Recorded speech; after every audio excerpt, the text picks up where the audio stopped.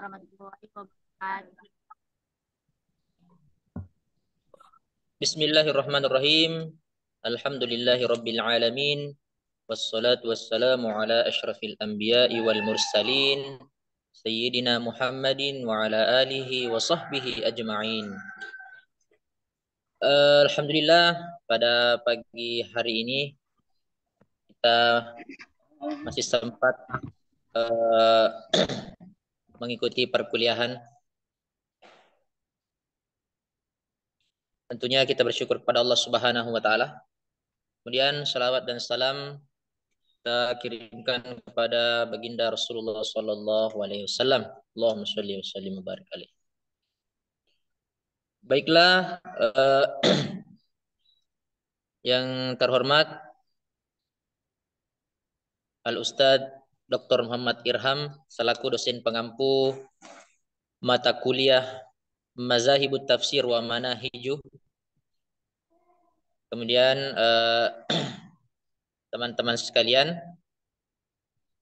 yang sempat hadir pada mata kuliah kita hari ini, insyaallah pada kesempatan kali ini yang akan membawakan materi yakni saudara kita atas nama Al-Ustadz Hasanuddin dengan materi tafsir sufi. Baiklah, untuk mengefisienkan waktu yang ada, saya langsung saja persilahkan kepada saudara Hasanuddin untuk mempresentasikan makalahnya. Al-an falyatafaddal. Baik, sebelum itu untuk lebih berkahnya kegiatan kita pada pagi hari ini, ya, marilah kita bersama-sama membaca doa yang insya Allah doa akan dipimpin oleh sebagaimana yang diamanahkan oleh ketua tingkat kita yang akan membawakan doa, yaitu siapa tadi? Saudari Asri Indah. Al-an falyatafaddal mashkura. Silakan dipimpin doanya. Dari perasaan Asrinda minta izin ke toilet. Ada Mika? Oh iya, baik, karena Coba lihat tahu chat atau siapa tahu Anda bisa berdoa orang dalam WC. Mungkin ada yang ngerti tapi tidak boleh berdoa dalam WC kecuali dalam baik, hati. kita Yang ralat kembali. lupa. Kalau begitu kita persilahkan kepada Al-Ustaz Muhammad Tahir agar kiranya memimpin doanya. Ya, silakan Ustaz. Baik, sebelum kita memulai majelis ilmu ini, kiranya kita berdoa kepada Allah Subhanahu wa taala. Mudah-mudahan apa yang kita pelajari hari ini dan kita timba ilmunya pada hari ini mudah-mudahan diberikan keberkahan oleh Allah. Baik, bismillahirrahmanirrahim. Alhamdulillahirabbil alamin. Wassalatu wassalamu ala asrafil anbiya'i wal mursalin. Sayyidina mursalin Muhammad bin Abdillah nabiyyi wa Allahumma shalli ala sayyidina Muhammad. Rabbi sidina ilman nafian warzuqna fahman wasiyan. Allahumma arzuqna fahma nabiyyina wa ifsa mursalin wa ilhama muqarrabina birahmatika ya arhamar rahimin. Al-Fatihah.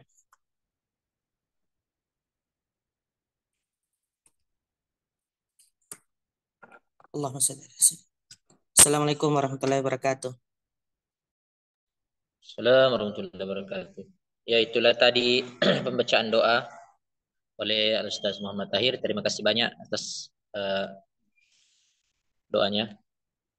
Selanjutnya, langsung saja kita persilakan kepada pemateri Al-Ustaz Hasanuddin untuk mempresentasikan materinya.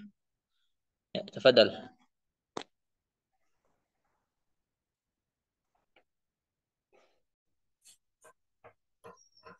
Baik, bismillah. Assalamualaikum warahmatullahi wabarakatuh. Assalamualaikum warahmatullahi wabarakatuh. Ya, alhamdulillahirabbil alamin wa bihi nasta'in wa ala umuri dunya waddin. Salatu wassalamu ala asyrafil anbiya'i wal mursalin wa ala alihi wa sahbihi ajma'in. Pertama-tama segala puji bagi Allah Tuhan semesta alam yang telah masih memberikan kita nikmat kesehatan. Kiranya kita masih menyempatkan diri untuk menghadiri mata kuliah pada hari ini, itu mata kuliah Mazahibut Tafsir, mana dosen pengampu yang mengampu kita pada hari ini itu Ayahanda Dr. Haji Muhammad Irham MTHI. Kemudian dosen pengampu kedua itu atas nama Dr. Muhammad Tamika MAG. Salawat serta taslim tak lupa kita kirimkan kepada junjungan Nabiullah Nabi besar Muhammad Sallallahu Alaihi Wasallam yang telah mengajarkan kepada kita lebih permadani ilmu-ilmu yang telah Allah Subhanahu Wa Taala turunkan di muka bumi ini, kiranya kita bisa mengetahui mana yang hak dan yang mana yang batil. Selanjutnya terima kasih kepada moderator tadi dalam membuka presentasi pada hari ini. Jadi langsung saja yang ditugaskan kepada kami dalam mata kuliah Mazahibut Tafsir ini pada tugas makalah itu tafsir sufi. Kemudian di sini latar belakangnya yang kami cantumkan itu perkembangan ilmu pengetahuan dalam memenuhi struktur kehidupan dengan sebaik-baiknya dari sisi pemikiran. Oleh karena itu, para cendekiawan berlomba-lomba dalam meneropong ilmu pengetahuan, baik dari sisi horizontal maupun vertikal, sehingga timbul berbagai pembaharuan pemahaman dengan diperkaya dengan analogi-analogi atau pendalaman yang lebih mendalam. Tentunya hal itu menjadi acuan atau menjadi poin terpenting tersendiri bagi seorang cendekiawan. Sehingga pada kesempatan ini penulis akan sedikit membahas atau pemakalah sedikit membahas mengenai bidang ilmu tafsir. Terkait dengan bidang ilmu tersebut, para ulama tafsir membaginya ke dalam 3 corak, di mana sering kita dengar ada namanya tafsir bil ma'sur, ada namanya tafsir bil ra'yi, kemudian selanjutnya itu ada namanya tafsir bil al-isyari. Nah, di antara ketiga model tafsir tersebut yang kami tadi katakan, titik fokus atau titik kefokusan penulis akan lebih dominan atau lebih cenderung kepada corak tafsir bil isyari. Kemudian selanjutnya rumusan masalah yang kami angkat di sini itu hanya ada 2 poin. Yang pertama, apakah pengertian tafsir sufi atau tafsir bil isyari itu. Kemudian yang kedua, bagaimana ruang lingkup tafsir sufi. Kemudian mengenai tujuan masalah itu tidak lain dan tidak bukan lebih untuk mengetahui pengertian tafsir sufi, dan kemudian yang kedua untuk lebih mengetahui ruang lingkup tafsir itu sendiri. Kemudian yang selanjutnya masuk dalam poin pertama tadi dalam rumusan masalah itu pengertian tafsir secara etimologi. Di sini ada Skip saja, dua skip. Sudah berapa kali tafsir. Terus skip saja tuh langsung. mengenai di sini ada 2 ulama yang kami ambil dasar pengertiannya, yaitu Langsung saja. Jangan ambil tafsirnya, langsung sufinya.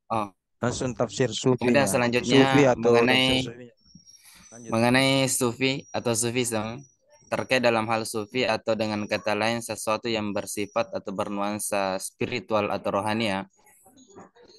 Di sini manusia yang ingin mencapai hakikat pengetahuan yang tinggi berada sedekat mungkin dengan Tuhan.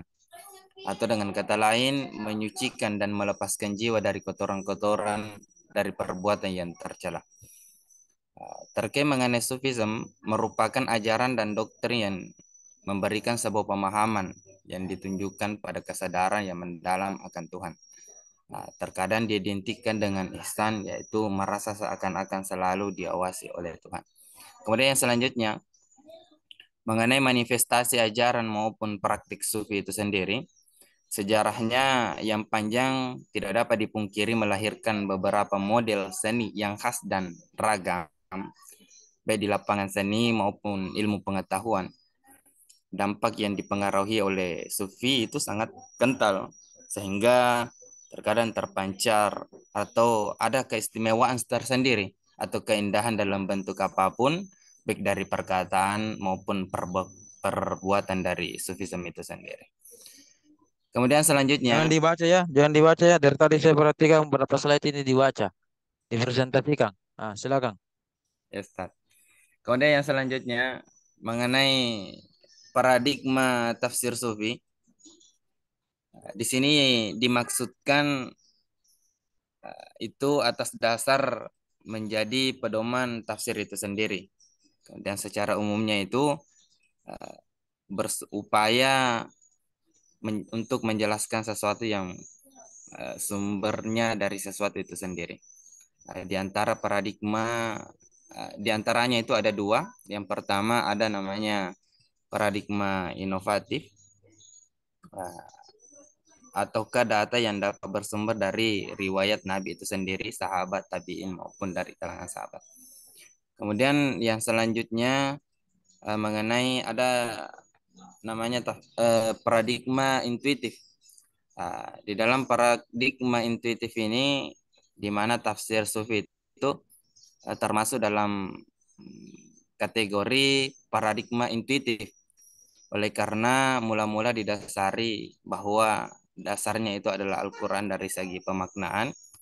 Kemudian yang selanjutnya diambil dari makna zahir maupun makna batinnya.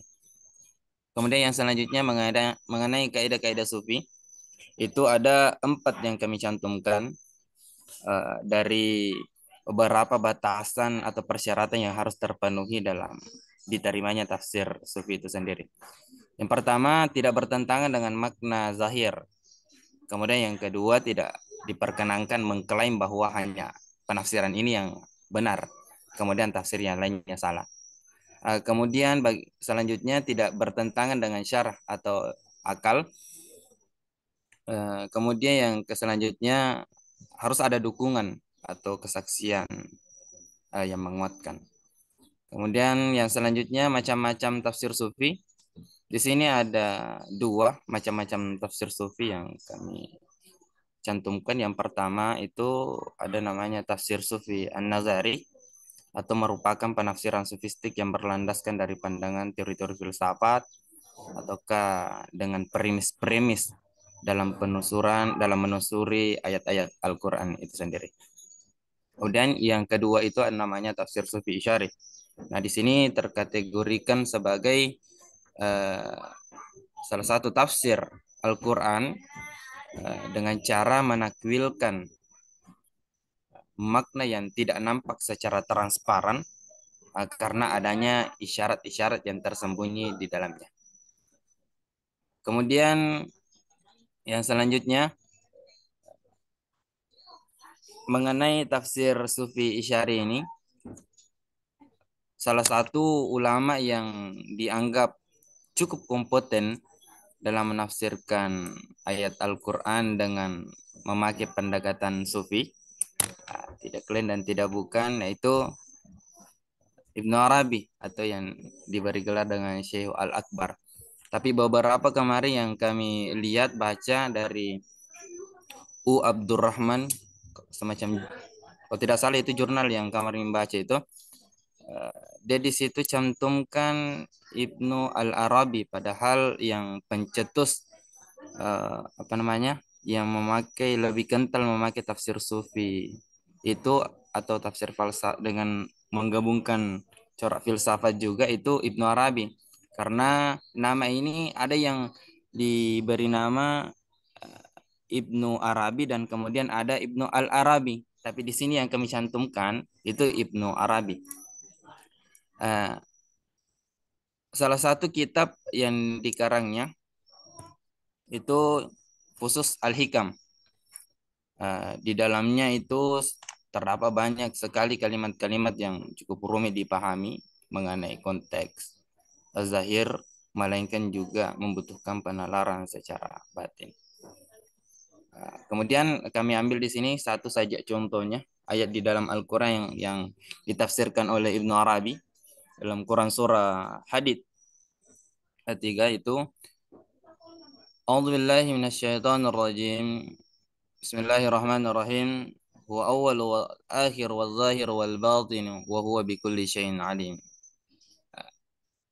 Yang artinya dialah yang awal dan yang akhir, yang zahir dan yang batin, dan dia maha mengetahui segala sesuatu. Ibnu Arabi itu memaknai ayat ini bahwa wujud menjadi nyata oleh karena Tuhan sebagai zahir memperlihatkan dirinya dalam suatu wadah manifestasi, atau dengan kata lain locus of manifestation mazhar. Barangkali itu tadi yang bisa sedikit kami presentasikan dalam makalah yang kami buat. Allahu a'lam bishawab. Sekian dan terima kasih. Saya kembalikan kepada moderator.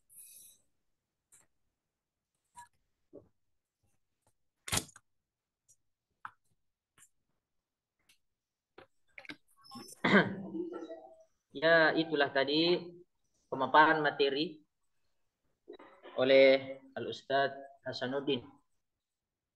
Ya, jadi materi yang sangat menarik ya, yakni materi tentang tafsir sufi, ya, di mana penafsiran tafsir sufi ini tidak hanya menjelaskan makna zahir saja, tapi juga menjelaskan makna batin satu ayat. Baik, selanjutnya saya persilahkan kepada teman-teman sekalian yang ingin menanggapi dari makalah ini. Oh ya, yang pertama dari saudara Muhammad Alimin. Ya, silakan Ustaz. Ya, bismillah. Terima kasih Ustaz Uswa atas kesempatannya. Jadi langsung saja terkait dengan pembahasan kita di hari ini sekaitan dengan tafsir sufi. Jujur ya, saya belum menemukan, saya belum mampu mengidentifikasi karakteristik daripada tafsir sufi berdasarkan apa yang dijelaskan oleh pemateri. Saya belum menangkap poin intinya. Daripada kaidah-kaidah yang diangkat tadi, ada 4 kaidah tadi, saya belum menemukan kaidah khusus pada tafsir sufi, karena yang saya melihat tadi itu masih kepada kaidah umum. Saya melihatnya masih umum itu. Saya belum menemukan kaidah khususnya. Kemudian dalam penafsiran tadi, saya sebenarnya sangat berharap di bagian contoh penafsiran di situ bisa dijelaskan secara lugas, secara luas supaya saya lebih mudah paham di bagian contoh penafsirannya. Oke, mungkin itu saja. Saya kembalikan ke moderator. Terima kasih.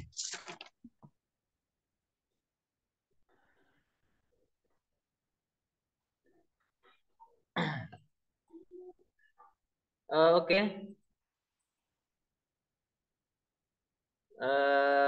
Itu tadi pertanyaan dari saudara Alimin.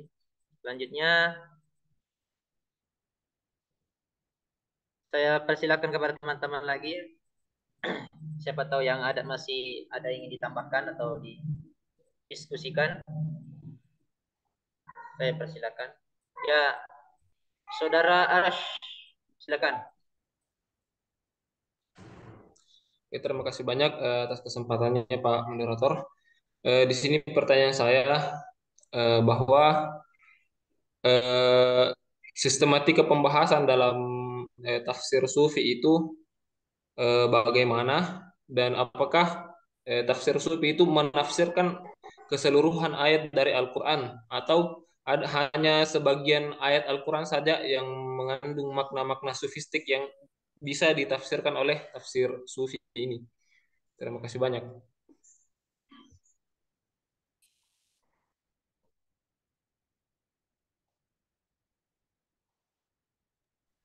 Mungkin itu Pak Moderator.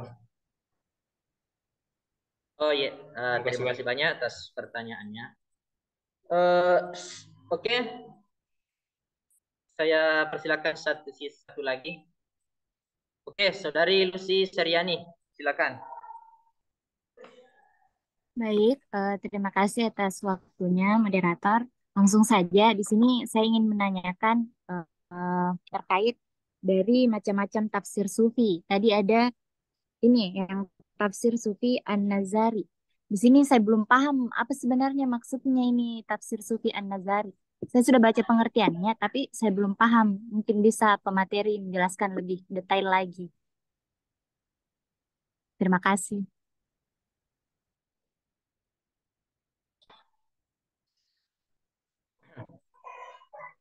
Ya, oke. Itu tadi pertanyaan dari Saudari Lucy Seriani. Baik, sambil menunggu jawaban yang diberikan oleh pemakalah, sekarang saatnya kita sesi bersalawat ya. Siapa yang bersalawat dari teman-teman? Rahayu Alam kayaknya siap.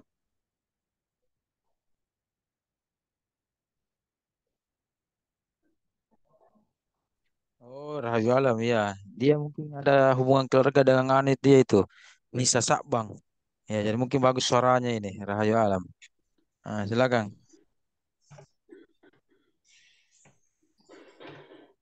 Ya, terima kasih atas kesempatannya.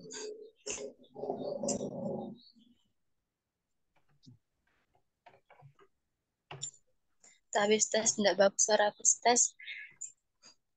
Salawat itu tidak butuh bagus suara, yang penting bagus niat. Iya. Ya, eh, mari kita sama-sama bersalawat kepada baginda Nabi Muhammad SAW.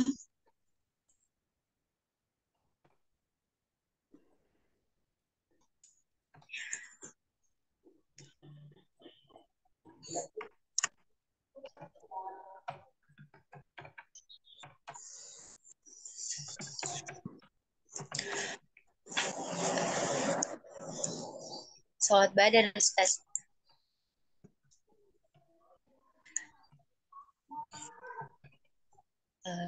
Salatullah, salamullah, ala taha rasulillah.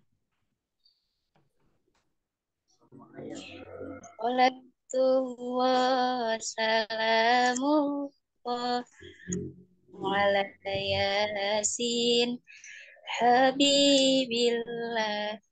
Ya, sudah Ustaz. Sama-sama tuh, sama-sama. Satu, dua, mulai. Satu, Salatullah salam Salamullah ala Toha Rasulillah. Salatullah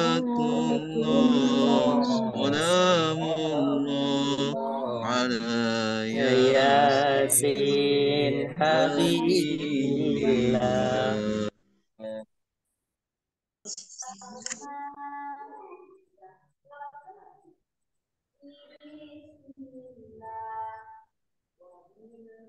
Habibillah.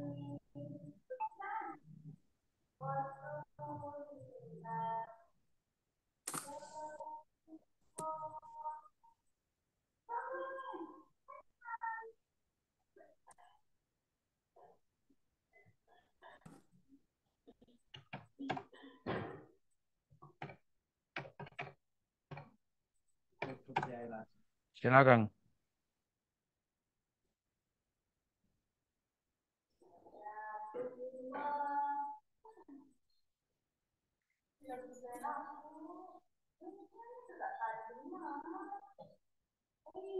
Ya, itulah tadi solawat Badar yang dilantunkan oleh saudari Rahayu Alam.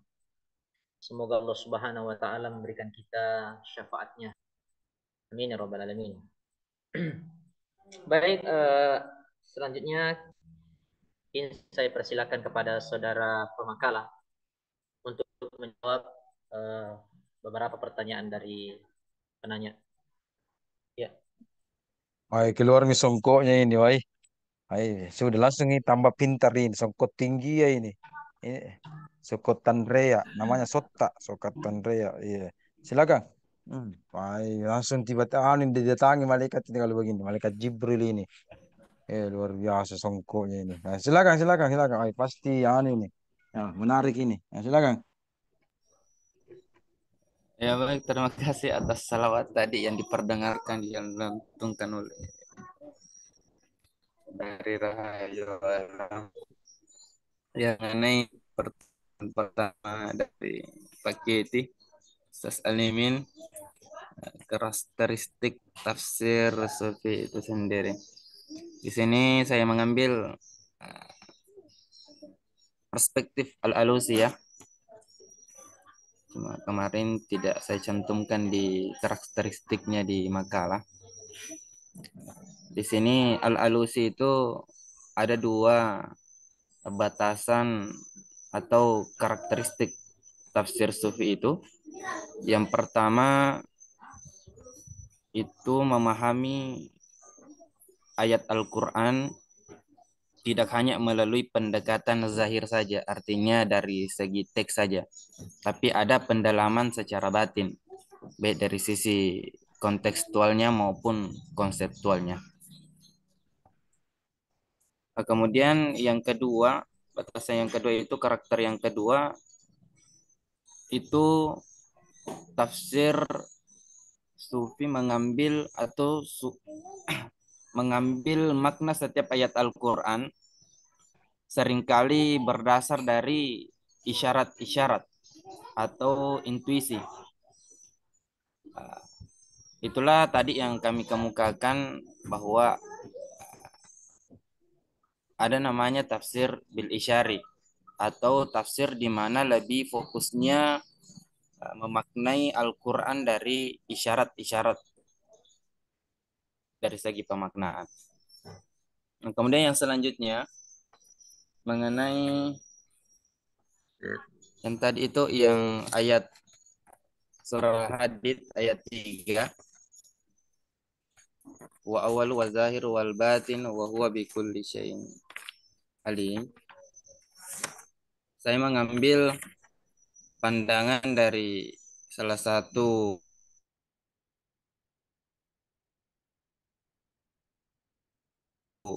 pengarang kitab Fusus Hikam dengan memakai pendekatan sufi pendekatan sufi.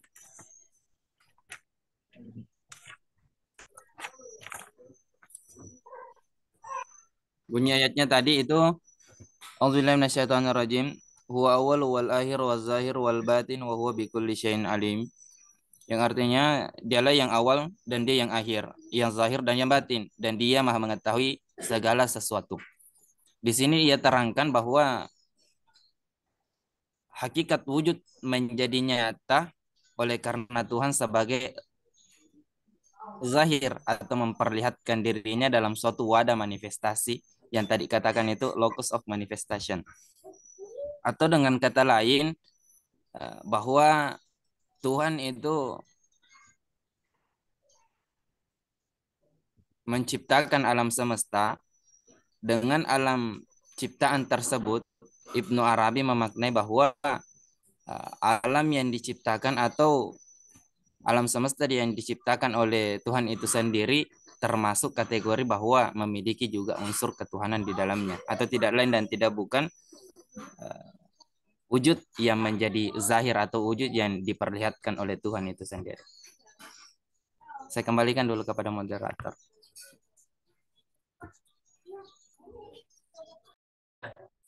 Itu dari jawaban dari Pemakala. Kemudian saya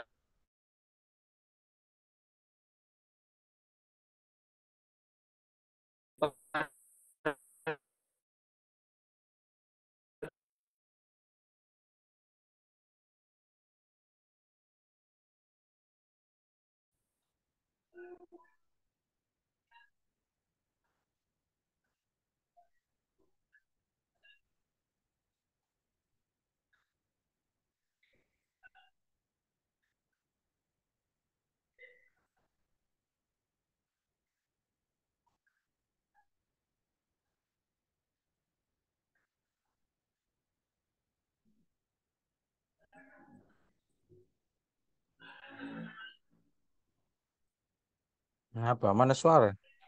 Mana suaranya?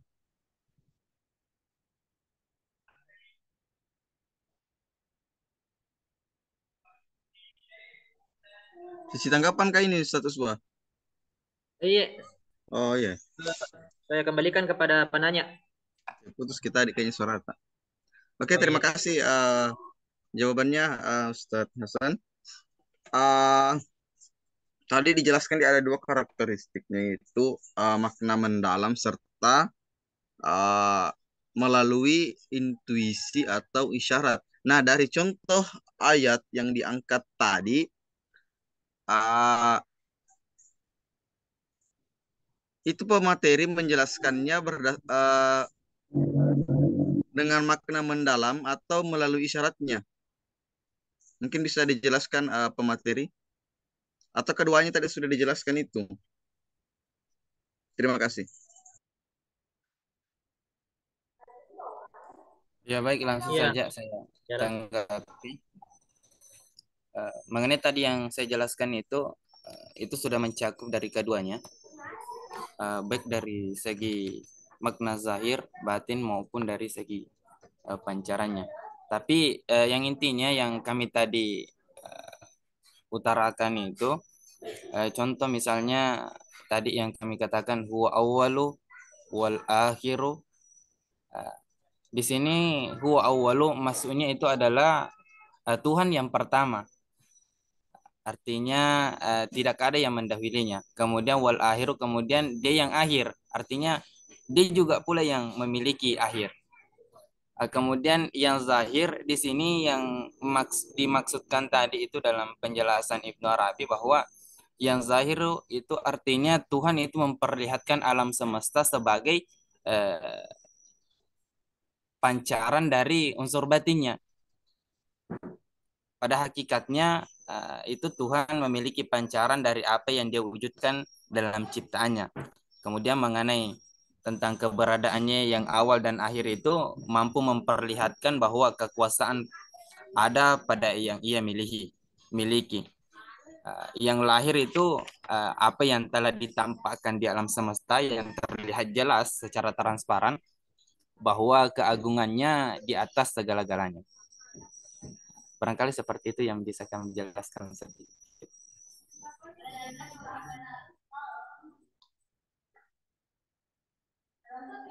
Ya. Bagaimana Saudara Alimin? Oh iya, begitu nih kapang dulu karena ruang lingkup di sofistik masih lemah sekali. Yang sampai gila kan nanti. Oke, terima kasih. Ya, eh, saya kembalikan kepada Ustadz Hasan untuk menjawab pertanyaan selanjutnya.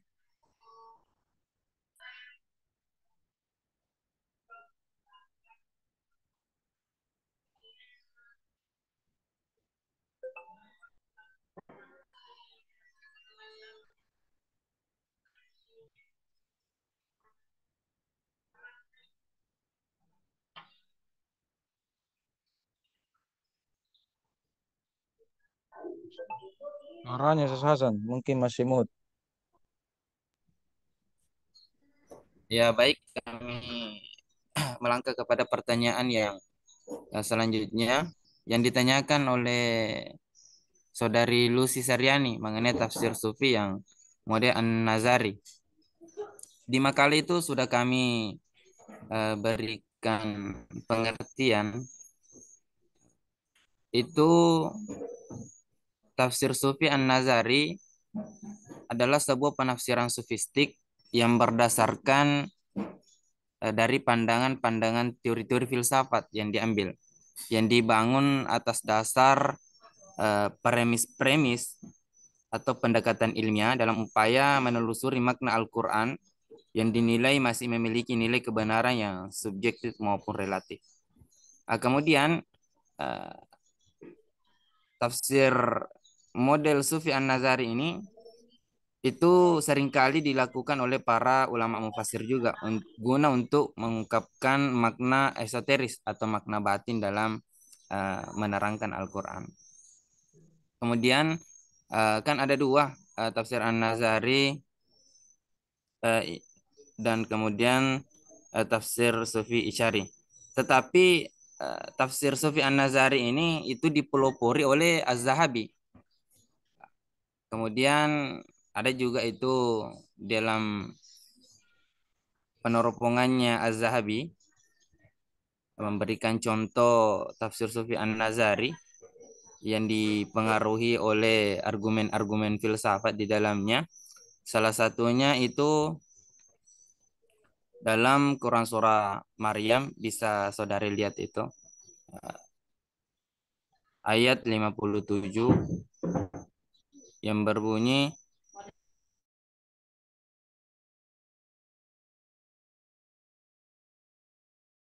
kami katakan bahwa menafsirkan ayat tersebut itu dia mengambil argumen dari Ibnu Arabi yang kami tadi katakan di awal, bahwa Ibnu Arabi dalam menjelaskan hal itu terlepas dari pengaruh pemikiran filsafat alam.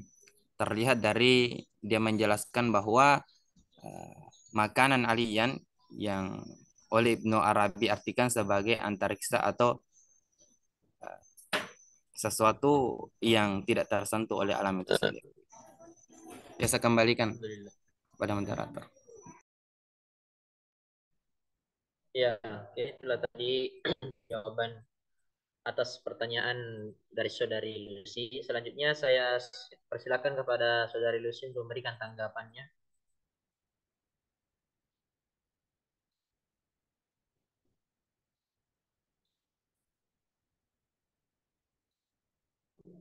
Silakan Saudari Lucy.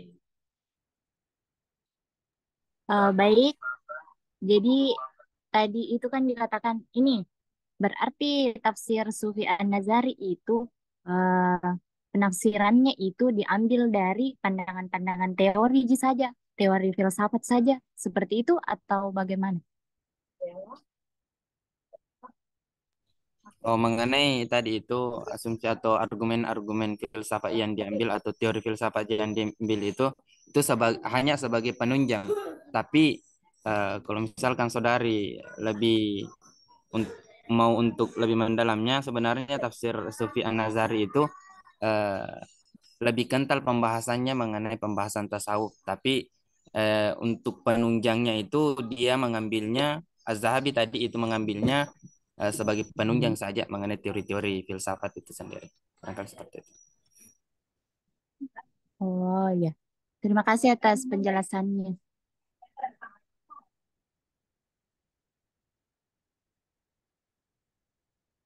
Saya kembalikan kepada moderator. Oke, tadi penjelasan dari pertanyaan Saudari Lucy. Selanjutnya, ya masih ada pertanyaan dari Saudara Arash yang menanyakan tentang sistematika pembahasan. Tadi sempat disinggung, kalau tidak salah, apakah semua ayat Al-Quran memiliki ditafsirkan dengan makna batin? Ya, silakan, saya persilakan kepada Pak Materi.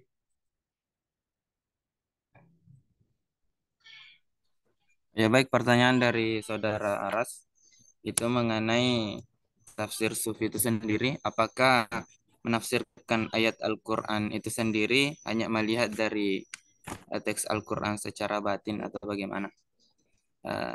Di sini mengenai tafsir Sufi itu sendiri, sebenarnya dalam menjelaskan Al-Quran itu tidak terlalu fokus terhadap keseluruhan ayat-ayat Al-Quran. Akan tetapi tafsir Sufi itu lebih condong dalam menafsirkan Al-Quran dari melihat ayat-ayat yang langsung berhubungan atau habluminallah, artinya ayat-ayat yang langsung berhubungan kepada Allah Subhanahu wa taala itu sendiri. Mengenai ayat-ayat atau dengan kata lain yang berbentuk syariat itu memang terkadang juga dijelaskan, namun kemudian tidak lebih dominan ketimbang daripada ayat-ayat yang langsung berhubungan langsung oleh Allah itu. Barangkali seperti itu. Ya, itu tadi penjelasan saudara Sandi. Saya kembali.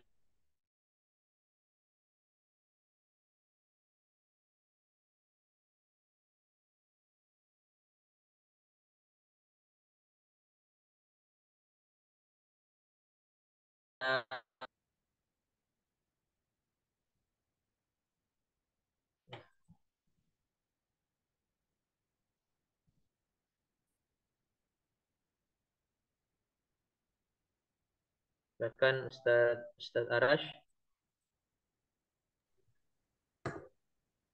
Oh, tapi masih ada kayaknya tadi satu pertanyaan yang mengenai sistematika pembahasan di dalam tafsir sufi itu pada umumnya seperti apa? Apakah tematik atau tahlili?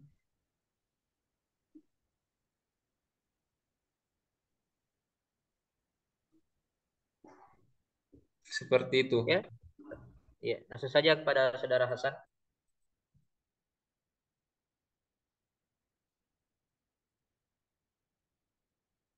Tapi sasaran bagaimana tadi? Eh, dia menanyakan tentang sistematika pembahasannya, bahwa apakah dia membahas terkait apa metode tahlili atau eh, secara tematik atau bagaimana tentang tafsir sufi ini.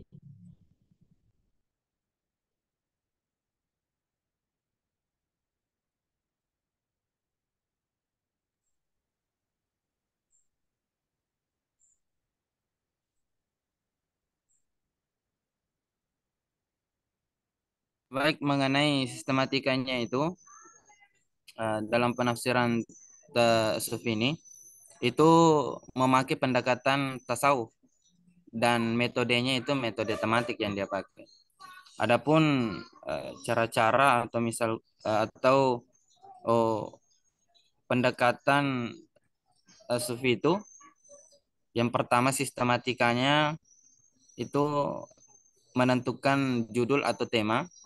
Kemudian yang kedua mengumpulkan ayat-ayat yang terkait dengan tema atau disertai dengan derivasinya.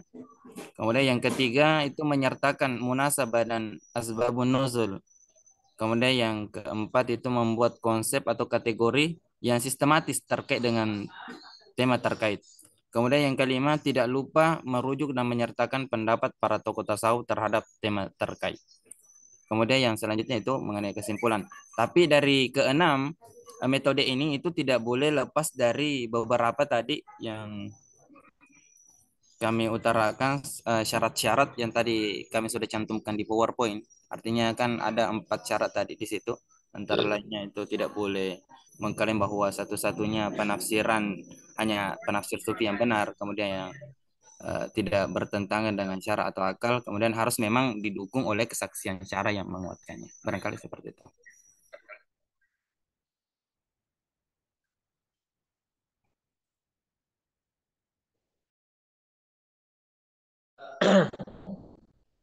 Baik, saya kembalikan kepada Ustaz Arash. Ada tanggapan balik?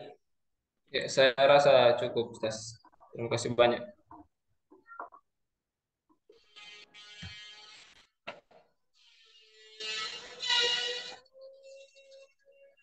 Baik, itulah tadi beberapa pertanyaan yang dilontarkan oleh teman-teman sekalian.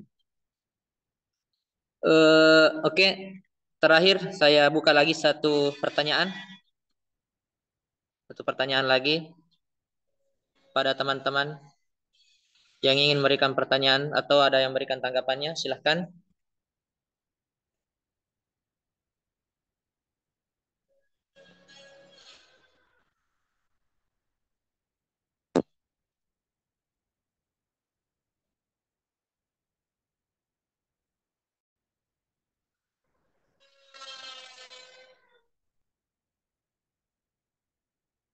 Oke, kalau tidak ada ya. Eh, Baik, saya juga ingin sedikit memberikan pertanyaan kepada pemateri. Eh, jadi sebagaimana tadi dikatakan dalam makalah bahwa untuk penafsiran sufi ini eh, ada syarat-syaratnya ya. Bagaimana misalnya kalau eh, seseorang menafsirkan apa tafsir sufi ini tidak sesuai dengan syarat-syarat tersebut. Bagaimana kira-kira pendapat pemateri?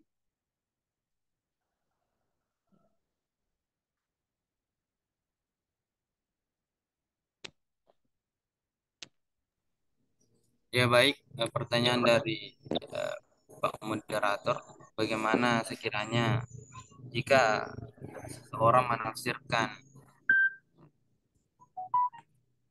sesuatu atau menafsirkan dengan pendekatan sufi tapi tidak sesuai dengan syarat-syarat yang telah ditentukan.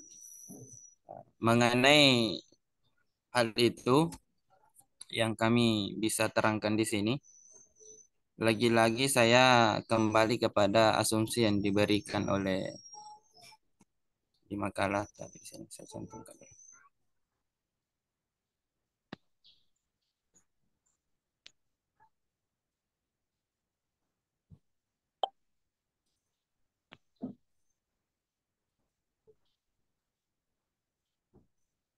Ya baik.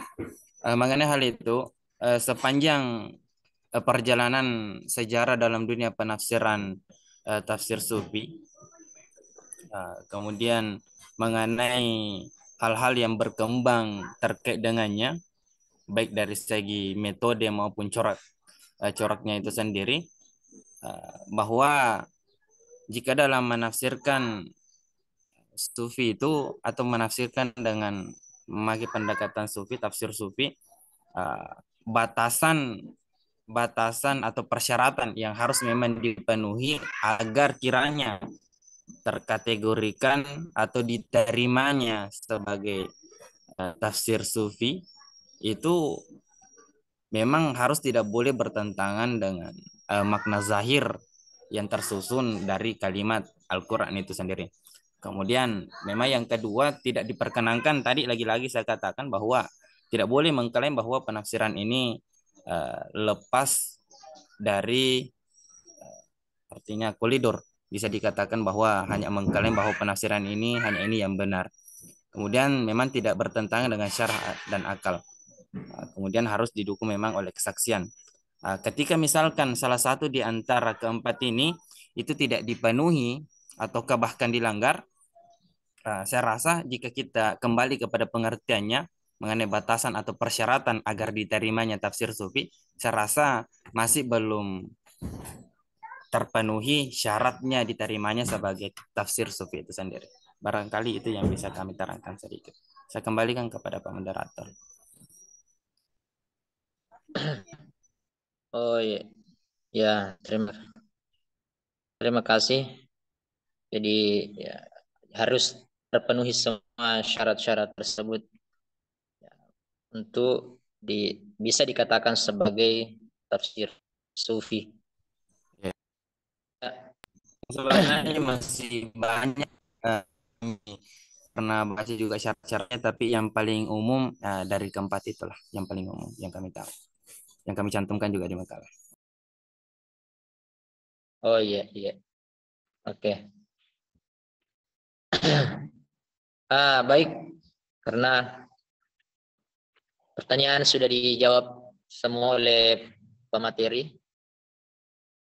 Mungkin langkah baiknya untuk pembahasan kita kali ini mungkin saya serahkan kepada Al-Ustaz Dr. Haji Muhammad Irham untuk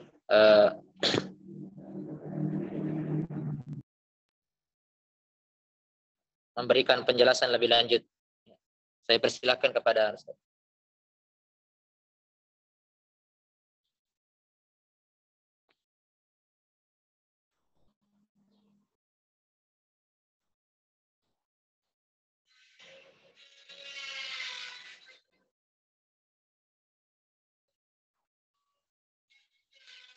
Bismillahirrahmanirrahim. Assalamualaikum warahmatullahi wabarakatuh. Waalaikumsalam Waalaikumsalam warahmatullahi warahmatullahi Waalaikumsalam wabarakatuh. warahmatullahi Alhamdulillah wabarakatuh. wassalatu ala rasulillahi wa ba'du. Puji syukur kepada Allah, salawat dan salam kepada Nabiullah Muhammad sallallahu alaihi wasallam. Sebelum kita mulai, kita dulu tes-tes dulu ini. Ya, ya. Setelah melihat sampul makalah dari teman kita ini Hasan ya. Tadi saudaranya Hasan disebut Ihsan ya. Saya mau buat pertanggungjawaban ini Hasan. Ini kan dia kan ahli pelacur mantik ini ya katanya ya. Menjulukan dirinya itu pelacur mantik, ahli mantik ini ya. Nah, coba apa nanti bedanya itu Hasan dengan Ihsan ya. Tapi sebentar itu. Silakan cari-cari imam jawabannya. Ya, coba ada yang bisa mengkomentari dulu bagaimana sampul yang dibuat oleh saudara Hasan ini. Ya, ada yang mau mengkomen? Nah, kira-kira bagaimana? Sudah bagus atau bagaimana sih? Sebenarnya masih banyak mengganggu konsentrasi saya ini. Baru bab satu, tapi turnitinnya sudah bagus ini, sudah hijau ya. Alhamdulillah. Oh, lupa saya sampaikan di grup, sudah bagus nih, lumayan. Oke, ada yang mau Ya, komen? Ustaz. Silakan, langsung Tadi bicara. Ah, hmm, apa? ini Ustaz. Bagaimana komennya? Apa yang perlu diperbaiki? Nah, silakan. Silakan, siapa tadi bicara itu? Silakan. Saya meminta Tadi tadi hasil turnitinnya. jangan hijau nih. Kalau hijau nih jauh, tak usah nih diminta. Ah, Persennya, Ustaz. ah, Persennya. 23 kalau tidak salah. Ya, oke. Bagaimana sampulnya? Sudah bagus ini. Kalau tidak ada koreksi berarti Kak, saya anggap semua salah. Hmm. Berarti semua begini ji pemahamannya. Malas mau jelaskan yang sebenarnya. Sudah berapa kali aku jelaskan Aliming? Tidak mengerti-mengerti. Sudah mau kasih contoh. Itu terus terulang terus. Di Bagaimana bold saya anunya mau Ustaz, jelaskannya? namanya. Silakan. Oh, Aras mengatakan apa? Bolnya Bold mana? namanya Ustaz. Ya, Jadi Hasanuddin. harusnya di bol. Iya. Justru salah kalau bol. Tambahi lagi salahnya Aras. Oh Coba iya. lihat pedoman itu halaman 87.13, poin ketiga. Tulisan Aduh. NIM-nya Ustadz. NIM-nya satu. Harus kapital semua. Hmm. Terus NIM-nya Oh, titik dua tidak atau titik. kapital Ya ini. baik-baik. Hmm. Apa lagi? Tulisan Olehnya. olehnya. Oleh. Oke. Apa lagi? Ini. Ini kasih jarak begini ya. Ini sudah bagus jaraknya. Ini juga kasih dempet-dempet juga ini. Ya. Dan seterusnya. Ini juga kasih dempet-dempet ini. Dan kata UN-nya itu berapa fontnya ini? 14 Ustaz. Bukan 12, 14 ya. Judulnya juga. Ini tafsir sufi. Dan ini juga pendek sekali. Apa itu tafsir sufi? Cuma 12, harusnya 14. Ya kan ada anak judulnya juga. Ah, dan seterusnya. Nanti perbaiki sendiri. Oke. Kata pengantar. Sama terulang lagi minggu lalu. Full ini tanpa footnote. Saya lagi meminta pertanggungjawaban dari Hasan ini. Full ini tidak pakai footnote. Berarti ijtihad pribadi nih Hasan. Iya, tanpa Iya, footnote Ustaz. ini semua Iya. ini. Iya, Ustaz. Pendapat pribadi. Iya, Ustaz. Tanpa saya lihat buku, Ustaz. Hmm. Oke. Tauhid itu adalah ini adalah Allah itu Esa, ketentuan yang telah Allah tetapkan di dalam semesta. Dua begitu. Hmm. Kepada corak tafsir. Oke, latar belakang juga. Latar belakang ini kalau kata pengantar oke lah kalau kata pengantar. Kalau latar belakang ini full juga sudah berapa halaman ini tanpa footnote ini. Oh ini ijtihad ini ya, mujtahid ini ya. Mungkin dapat anu tadi intuisi. Langsung dapat wahyu dari langit ke apa ini ya. karomah. Namanya orang biasa karomah ya. Kalau wali-wali itu karomah, kalau nabi wahyu. Nah, ini juga punya Kecelakaan ini akal, mutlak ini. kecelakaan Ini itu Hasan kemarin. ini. Ustaz, kecelakaan akal Kalau kak kemarin karena habis baca buku kasa baru kemudian saya tulis ini saya lupa cantumkan di mana ambil dasar-dasarnya. oh kecelakaan akal, kau kok istilahnya banyak sekali bahasan begitu. Memang kalau pelacur mantik ya, istilahnya kecelakaan akal seding. Ini kasih pusing-pusing saya ini. Saya kira masuk ke rumah sakit kecelakaan apa atau minimal bertanggung jawab kepada seorang wanita kecelakaan Ya, akal. kemarin sudah lewat karena kemarin sibuk juga satu harinya jadi kemarin malam tadi malam baru kirim filenya. Ah, tidak ada istilah. Ya. Ini harus juga sibuk dengan membuat makalah ya. Nah, jadi tidak tahu di mana sumbernya ini. Oke. Oke, corak itu kah tafsir bil masur Hasan? Kita halaman per halaman ini. Ustaz, Corak kah itu kalau tafsir bil masur? Biar dari tafsir bil kemarin ra' yang itu kah corak kah? dari ke, Hmm. dari kemarin yang Ustaz terangkan itu ya belum ada definisi akhir mengenai metode corak bahwa yang manakah Ah, begitu. terkategorikan masing-masing. Oh, Jadi berarti baru saya ambil jadi. sebagai katanya saja corak, Ustaz. Saya ambil Oh, kata begitu. corak saja. Entah kalau saya lupa atau di kelas lain, dengar baik-baik ya. Eh, Ustaz. yang metode itu dan pendekatan kemarin, oke, dan corak, tambah lagi corak, ya. Ingat waktu kita belajar awal itu sampai sekarang belum ada ulama yang sepakat. Yang mana metode, yang mana pendekatan. Tapi kalau corak sudah jelas. Ya, ada yang mengatakan metode itu yang empat. Ya, itu yang empat. Tahlili CS. Oke. Ada yang tidak. Yang metode itu bukan tahlili CS. Tapi bil ma'sur bil ra'yi CS. Ya. Nah, pendekatan juga begitu. Ada yang mengatakan pendekatan itu tahlili, empat itu yang CS. Ada yang mengatakan pendekatan itu bil maksud bil ra'yi. Nah, oke ya. Jadi baku balik-balik. Misalkan tahlili, ada yang mengatakan itu metode tafsir. Ada yang mengatakan tahlili itu pendekatan tafsir. Bil maksud bil ra'yi. Ada yang mengatakan itu metode tafsir itu. Ada yang mengatakan tidak, itu pendekatan tafsir. Nah, kalau begitu kita sepakat dulu. Nah, sepakat dulu bahwa yang empat itu tahlili CS kasih masuk metode. Oke. Yang dua itu bil masur bil ra'yi kasih masuk pendekatan. Ya. Kasih masuk pendekatan. Selebihnya itu, makalah selebihnya sampai makalah penutup ini nanti. Apa itu? Tafsir apa fikih, teologi dan seterusnya. Itu kasih masuk mungkin bagian dari corak. Ya. Atau yang lain. Kalau ada misalkan di luar itu. Oke.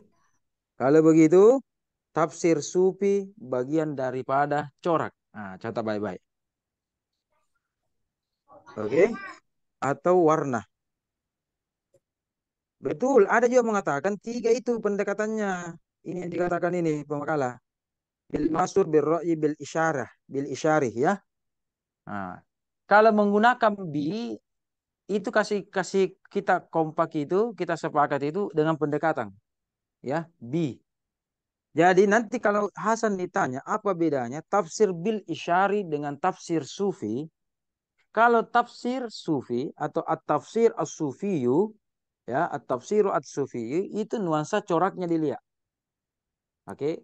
Kalau at-tafsir bil isyari itu dilihat sumbernya atau dilihat pendekatan dari mana dia mengambil argumentasi. Apakah dari asar riwayat, dari pendapat akal pribadi, atau dari kolbu atau intuisi. Nah, ya kan? Jadi apa tadi? Masur itu riwayat, ro'yi itu akal, isyari itu dari kolbu. Ya, dari kolbu. Jadi Allah berikan dua potensi kepada kita itu. Ya, yang tidak diberikan oleh kepada makhluk yang lain. Oleh Allah kepada makhluk yang lain. Apa itu? Akal dan kolbu. Nah, tapi ada juga yang mengatakan cukup dua. Bil masul dengan bil ra'yi. Wahyu dan non wahyu. Riwayat dan non riwayat. Jadi bil ra'yi dengan bil isyari itu dianggap gabung saja. Digabung saja. Ya. Tapi ada yang membedakan. Tapi jumhur saya lihat cukup digabung itu bil ra'yi dan bil isyari. Cukup digabung. Oke? Nah, kalau pakai bibi itu cenderung itu nuansa-nuansa pendekatan karena menafsirkan Al-Qur'an dengan atau berasal bi kan bi dengan bersama. Dari mana Anda dengan isyarat-isyarat ilmiah, isyarat-isyarat intuisi, isyarat dari kolbu saya, spiritual, kebatinan yang saya miliki, kemudian saya paham itu Al-Qur'an. Bi.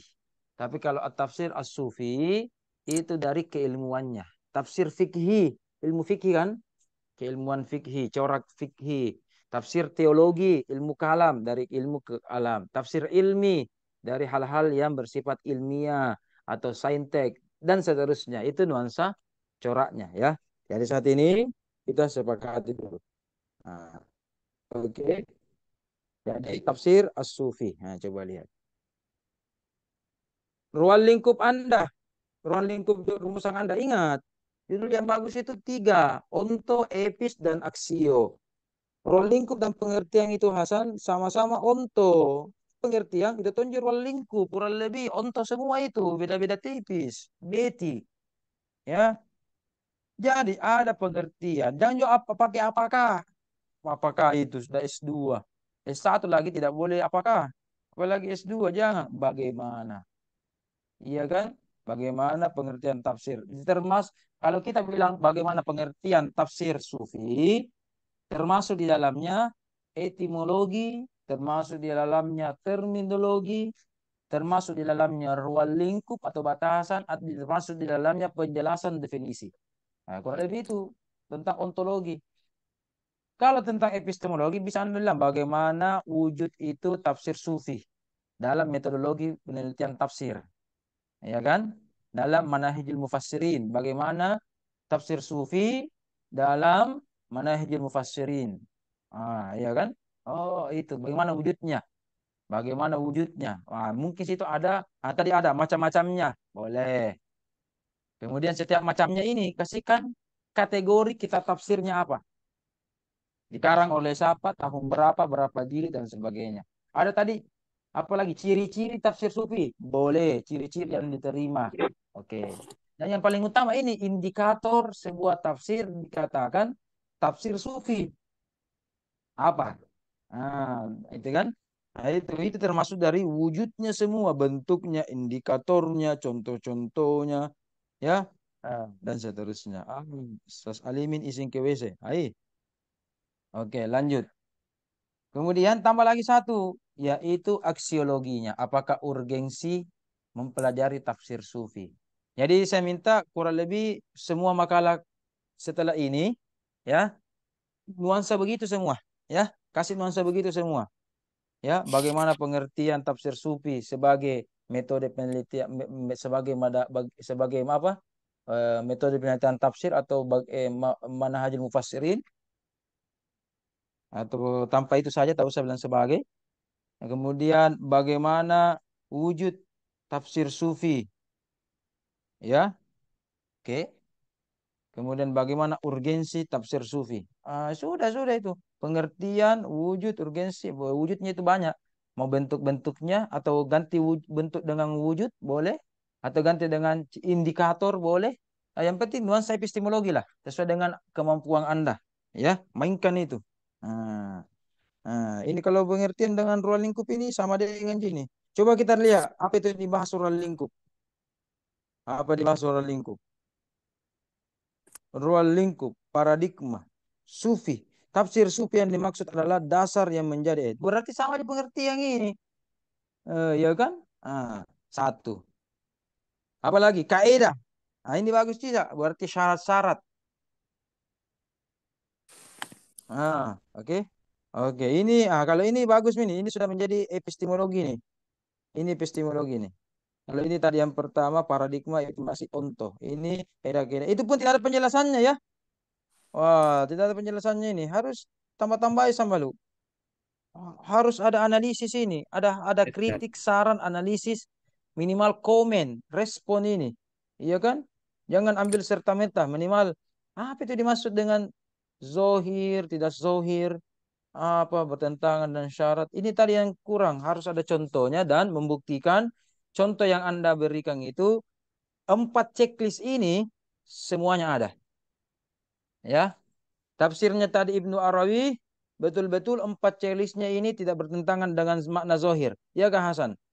Tidak bertentangan itu tafsirnya tadi Ibnu Ibnu Arabi dengan makna zohir. Tidak bertentangan dengan syariat. Tidak, ya Ustaz, tidak. Tidak. Ya Ustaz. Nah, ingat, kalau bilang tidak bertentangan makna zohir, harus jelas apa makna zohirnya. Jadi kalau Anda jelaskan tadi pendapatnya Ibnu Arabi begitu, harus ada perbandingan. Ya, kalau menurut syariat bagaimana atau menurut makna zohir bagaimana dan menurut makna batinnya, karena kan spiritual ini, sufistik, itu begini. Coba jelaskan dulu Hasan. Itu tadi huwal awal apalagi huwal awal was zohir, apalagi makna zohir jin. Sudah makna zohir, az-zohir lagi. Sifat Allah lagi zohir. Iya kan, dan ini tidak jelas ini, tidak zohir ini makalah ini, masih pusing ini orang baca ini. Betul-betul pelacur mantik ini kalau begini, mempermainkan bahasa ini, kasih pusing-pusing orang ini. Bagaimana itu? Jadi, yang mana tadi wal awal wal akhir, yang mana makna zahirnya, yang mana makna batinnya. Yang mana batinnya itu nuansa sofistiknya. Mana zahirnya itu biasa, bukan bagian daripada. Coba yang mana? Coba jelaskan dulu Hasan. Berarti kalau bilang tidak bertentangan makna zahir, Anda bilang tadi baru-baru, berarti ada perbandingan makna zahirnya apa? Tidak bertentangan dengan syarah atau syariat. Yang mana itu? Yang mana itu bilang tidak bertentangan? Iya, akal. Yang mana itu bilang tidak ada? Harus ada dukungan dari kesaksian syarat. Berarti ada hadis yang lain atau ada ayat yang lain. Mana itu penjelasannya Ibnu Arabi yang dihubungkan dengan ayat yang lain, hadis yang lain sebagai penguat? Kalau Anda mengatakan 4 unsur ini ada. Coba kita fokuskan kepada ini. Surah Al-Hadid ayat ketiga. Footnote-nya. Dari mana Anda apa ini? Tidak ada footnote-nya ya. Wal awal wal akhir ya. Tidak ada footnote-nya. Harusnya Ibnu Katsir, Ibnu Arabi. Ibnu Arabi langsung footnote-nya bukunya Ibnu Arabi ini. Apalagi judulnya bukunya Ibnu Arabi Hasan. Khususnya kan Ustaz. Iya itu kan. Itu saya berarti ada footnote-nya ini. Misalnya daftar pustakaan itu tidak ada bukunya beliau. Ini apa? Terjemahan pasti terjemahan Al-Quran. Ini Ibnu Arabi menjelaskan. Kita lihat. Pasti bukan footnote-nya Ibnu Arabi ini bukunya. Kita kita lihat. Footnote 12. Kalau tidak salah Ya Ustaz. William itu bilang. Buk William. Itu William. Apa itu William? William itu toko tukang fotokopiku itu biasa. Yang di situ Jalan ND. William. Cuk. Ibnu Arabi Arab. William mungkin orientalis, orang non Muslim, kafir. Bagaimana Anda mau mengambil Ibnu Arabi baru ini? Iya, Kang. Harusnya Anda sendiri yang jelaskan apa ini lokus apa ini. Harusnya ada di kitabnya sendiri loh. Anda bahas, tapi jelaskan dulu Hasan, yang mana itu mana zohir, mana batin yang tidak bertentangan dengan syariat, mana itu syariatnya ini. Coba atau ada dalil pendukungnya ya silakan. Terserah apakah memenuhi empat-empatnya atau cuma 2 atau 3. Jelaskan dulu Hasan. Saya penasaran ini.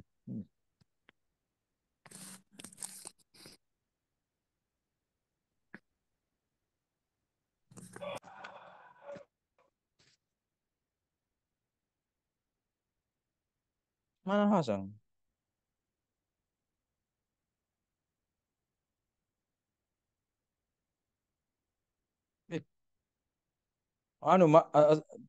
Eh, kapan batin ki dia bersifat batin jadi tidak dilihat ki.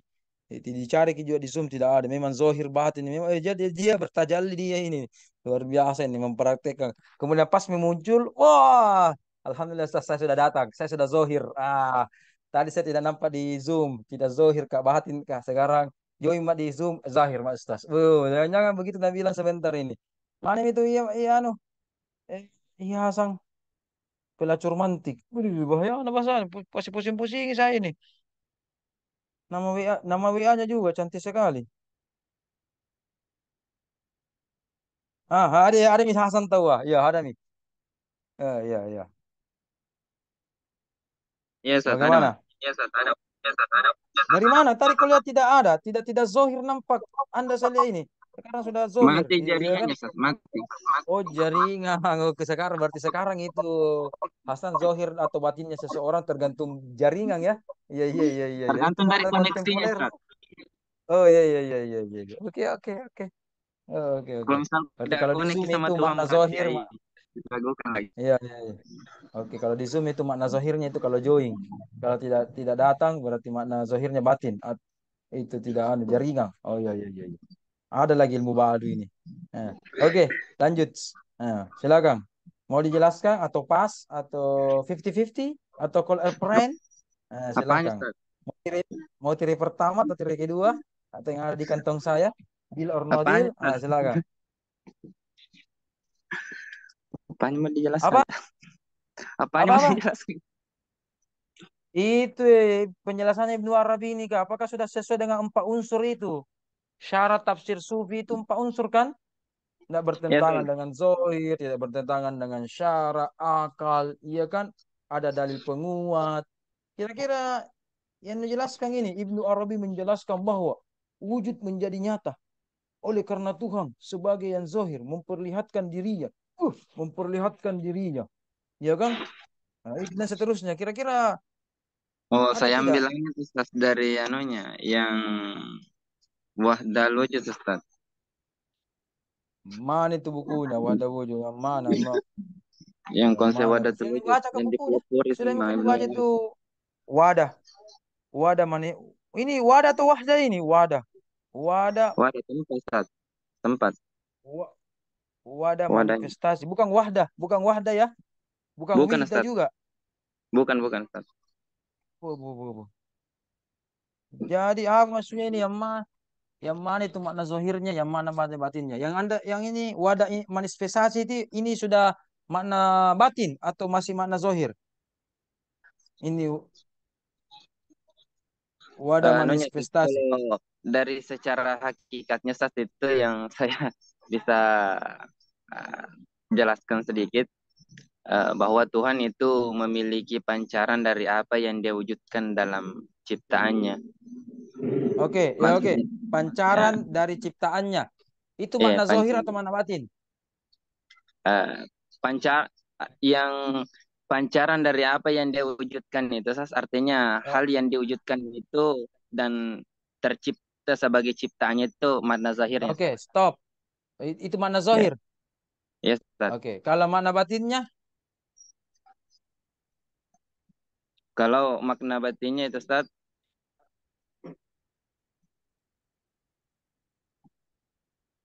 dari Apa makna sebelum batin? apa yang Dia pancarkan. Nah, kasih pusing-pusing saya ini.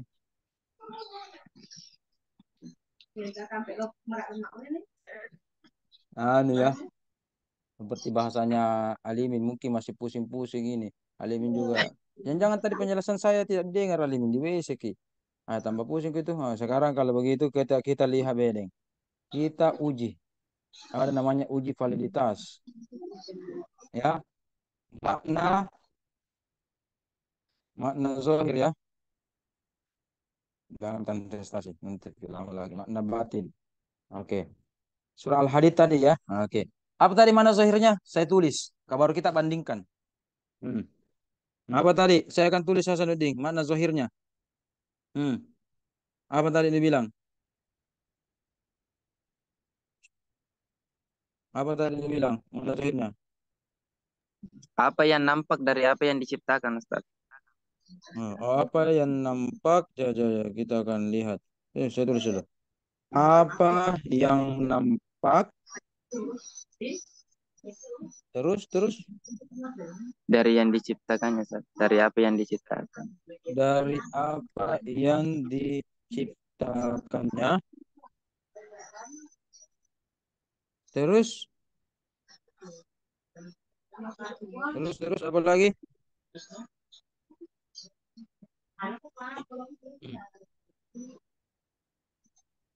Itu Ji. Sudah. Dia yang sudah, Ustaz. Kalau makna batinnya itu tadi tuh wa awal wal akhir. Dia yang keberadaan yang awal dan akhir. Jangan Dan dulu, jangan dulu. Itu nampak makna dari zohir atau makna awal akhir? Itu yang nampak. Nampak Jangan itu sampai zahir. nampak yang dimaksud itu zohir, baru bilang ke makna batinnya awal wal akhir. Jadi beda kata yang dijelaskan ini. Harusnya awal apa zohirnya, apa batinnya. Akhir itu apa zohirnya, apa batinnya. Ya kan? Akhir juga begitu. Akhir atau zohir, apa maknanya, apa batinnya. Ini nampak yang dimaksud ini apa? Atau semua ini? Memperlihatkan Zohir ya, memperlihatkan dari kata kekuasaan zohir ya. apa yang dimiliki, Ustaz. Jangan dulu, ya, jangan dulu. Apa yang nampak itu ini ya, kita kata kuncinya ini ya. Ini dulu ya. Ya, Ustaz. Ini ya. Zohir Ya, ya, nampak. ya, Ustaz. Nah, kalau begitu makna batinnya kita juga yang jelaskan nampak dong. Jangan makna batinnya dialah yang pertama. Jangan. Itu awal akhir lagi. Jadi konsisten ini namanya sistematika, metodologi. Nah, jadi makna batinnya apa? Memperlihatkan kekuasaan apa yang ia miliki, Ustaz. Memperlihatkan Saan kekuasaan yang dia miliki. Begini, pada apa yang ia miliki, Ustaz. kekuasaan pada Apa yang ia miliki. pada apa yang dia miliki. Kalau mana zahirnya, apa yang nampak dari apa yang diciptakannya. Saya masih pusing ini. Apa itu? Jadi jangan-jangan yang mana zahir ini yang makna batin. Iya kan? Tidak, Ustaz. Nampak. Tidak. Ya coba, mana zahirnya ini? Coba, silakan. Mana zahirnya? Apa yang nampak dari apa yang diciptakannya, begitu?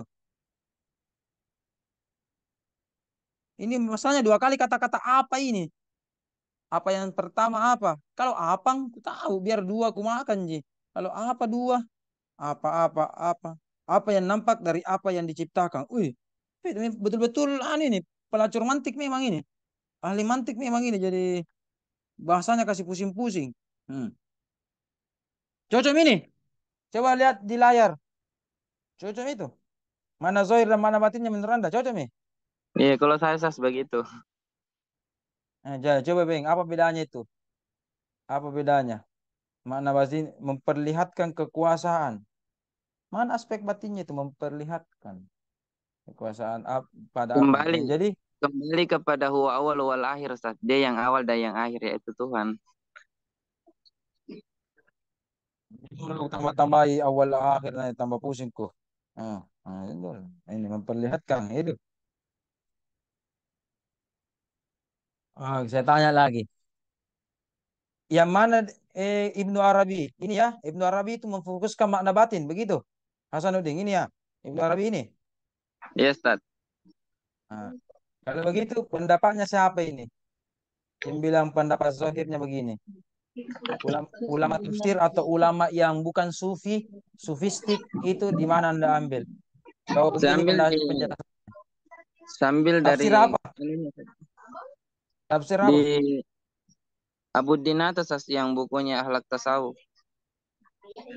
Budinata bukan kita tafsir. Iya, Sas, bukan kita tafsir. Itu. Iya kan? Tapi dia kutip dari anunya, Sas, yang itu kitabnya Ibn Arabi Khusus Hikam.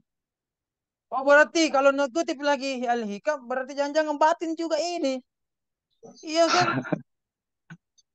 Kalau begitu dua-duanya batin Don. Iya kan? Dua-duanya batin Don. Mana zahirnya kalau begitu? Kalau begitu, kalau Anda bilang syaratnya makna zahir, ini ya analisis kita ya, yang bedakan dengan harus lebih tinggi lagi. Ya itu yang pertama betul tidak bertentangan dengan makna zahir itu betul kata-kata kitab. Itu betul syaratnya itu memang empat itu syaratnya, syarat mutlak itu. Nah kalau begitu ada dong makna zahirnya tidak bertentangan dengan ini, ya kan? Tidak bertentangan dengan peraturan misalkan ya. Selama tidak bertentangan dengan peraturan, silahkan, ya kan? Berarti itu tahu itu apa peraturannya, ya kan? Kalau begini tidak bertentangan dengan mana zahir, ayat ini apa mana zahirnya? Ya, kita harus tahu dulu, baru bilang bertentangan atau tidak syariat. Pusing. Saya berikan contoh yang simpel ya. Kalau S2 saya ada sih beberapa halaman tentang tafsir Isyari. Tapi kalau di S3 saya memang saya jelaskan itu eksistensi tafsir Isyari ya atau tafsir Sufi. Itu 200 lembar itu minimal tentang tafsir Isyari saja itu ya. Karena totalnya itu lebih 500 halaman itu. Totalnya dari bab satu sampai bab daftar pustaka 500 lembar lebih satu rim itu ya. Jadi kalau khusus tafsir isyarahnya minimal setengahnya itu sudah dibahas itu.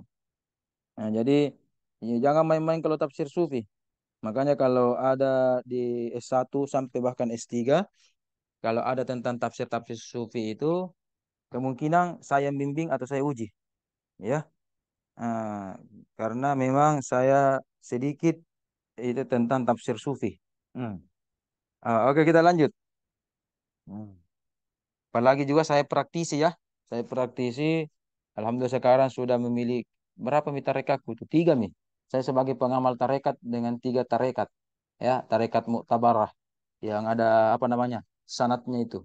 Dan seterusnya. Ya. Kita lihat dulu. Jangan itu bicara-bicara itu. Nanti itu. Gampang nih. Saya berikan contoh dulu. Jangan masa saya terus menampilkan siapa lagi pakai laptop. Aliming, Alim pakai laptop. Coba buka surat Toha ya. Toha. Ikhla na'alaika innaka bilwadil muqaddasi tuwa. Lebih ayat 10 itu. Ayat berapa itu? 12 atau berapa itu? Ikhla na'alaika. Sudah dapat itu ayatnya. Tampilkan di layar. Ikhla na'alaika. Ini kisah tentang Nabi Musa dengan Allah ini. Bagaimana Alimin? Sudah dapat. Bantu. Sauban pakai laptop juga. Bantu. Aras juga cepat. Saya mau tanding ini tiga orang ini yang pakai laptop. Jabal juga yang pakai laptop. Oke bagus.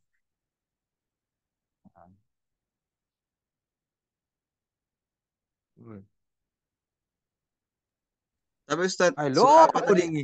Ayat berapa? Surat Toha. Cari nih 10 lebih, 10 ke atas itu. Ikhla'na alaika innaka bilwadil muqaddasi tuwa. Kalau di Al-Quran itu halaman-halaman terakhir, baris-baris terakhir itu. Bos, Sawan tidak mau.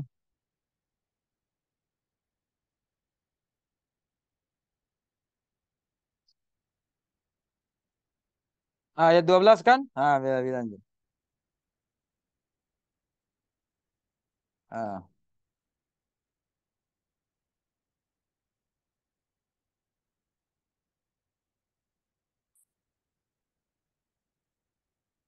ah. Sudah dapat. Ayat 12. Bagus, bagus, bagus. Surat Toha kan? Lengkap dengan terjemahannya. Bagus, bagus, bagus, bagus. Bagus. Coba coba baca. Coba baca itu, Soban.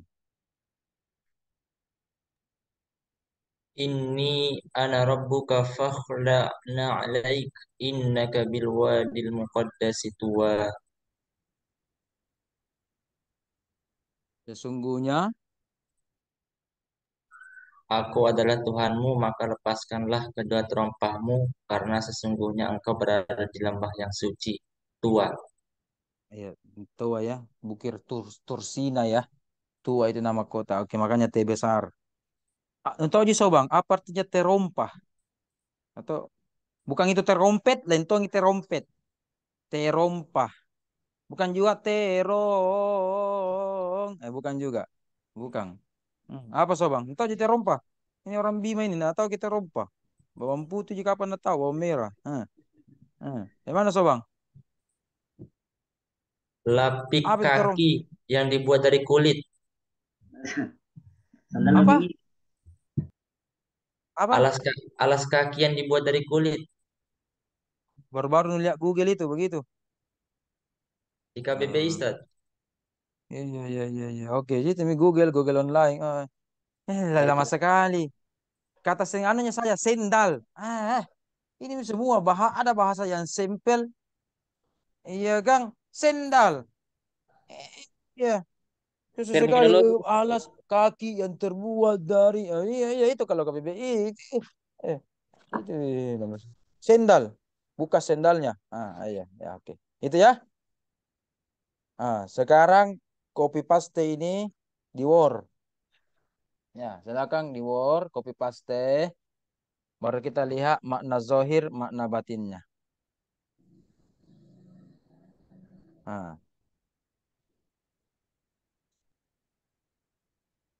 Ah, cepat cepat. Jangan kalau nggak tahu ke bahasa Arabnya Indonesia namu. Lama lama. Oh Barcelona. Ih, ngomong tahu Barcelona. Tidak ada Messi di Barcelona, Pace. Hai, nggak jago mi. Hmm. Coba dong peseng. Sekarang itu lebih jago peseng daripada Barcelona. Iya kan?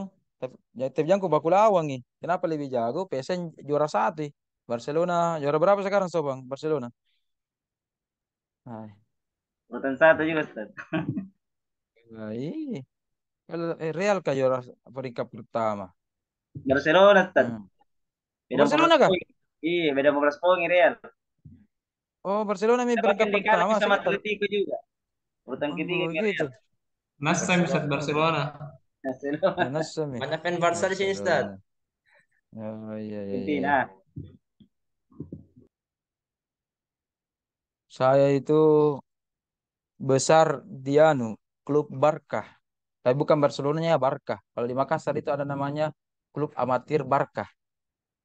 Barukan Cambaya FC. Saya tinggal daerah Barukang.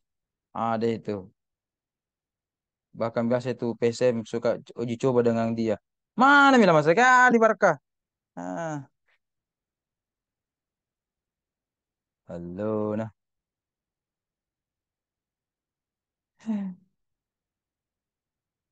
Hmm, oke, oke. Lihat mana batin, mana zahirnya. Lihat baik-baik. Enter mi langsung, baru copy paste, kok control V. Eh, ini biasa belum habis ku jelaskan habis waktu. Sudah mi, kalau habis waktu sudah mi goodbye. Hmm. Banyak mau dijelaskan ini, banyak mau dijelaskan. Atau jadi menjelaskan di menjadi moderator mak di. Ya kalau sudah mi dijelaskan iyo iyo mak sudah mi tutup mi. Bisa tahu juga begitu ya tapi masalahnya gatal ke lidahku bila kalau sudah mi bikin tabel seperti tadi dua minimal makna zohir makna batin.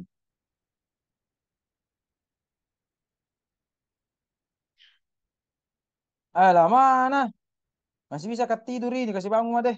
Kalau lama sekali. Itu walimin kurang kemenak muda. Ini kopi-kopi paste saja. Eh, Sokot, tandingku cepat. Jangko, harus itu selesai baru share screen. Kau kan belum selesai, langsung mau buru-buru share screen. Coba kau yang sudah selesai mi dengan ayatnya, terjemahannya, ada mi tabel tabel zohir, tabel mana? Tabel zohir mana? Kasih lagi tabel. Tabelnya dua, ada makna zohir, ada makna batin. Iya kan? Ini ada kurang kemenaknya ini. Mana makna zohir, makna batinnya ini. Ini Rahayu nih, ketawa-ketawa terus ini. Siapa yang ketawai Rahayu? Jadi Rahayu itu, jangan ku bilang jelek suaraku ya. Semua orang Rahayu bagus suaranya. Nuhina ciptaan Allah berarti nuhina Allah itu makna batin itu loh. Iya kan? Jadi memang itu suara Rahayu menganggap jelek. Kalau menganggap suaraku jelek itu secara zohir itu adalah mungkin pesimis atau rendah hati atau tidak percaya diri. Itu mana zohirnya itu Rahayu. Tapi mana batinnya kalau bilang Anda suara saya jelek berarti ciptaan Allah nu anggap apa? Rahayu. Siapa yang ciptakan suaramu itu Rahayu? Jawab dulu Rahayu. Oh Rahayu. Allah. Allah berarti nu anggap ciptaannya Allah jelek. Padahal Allah berfirman surah At-Tin laqad khalaqnal insana fi apa? Fi apa?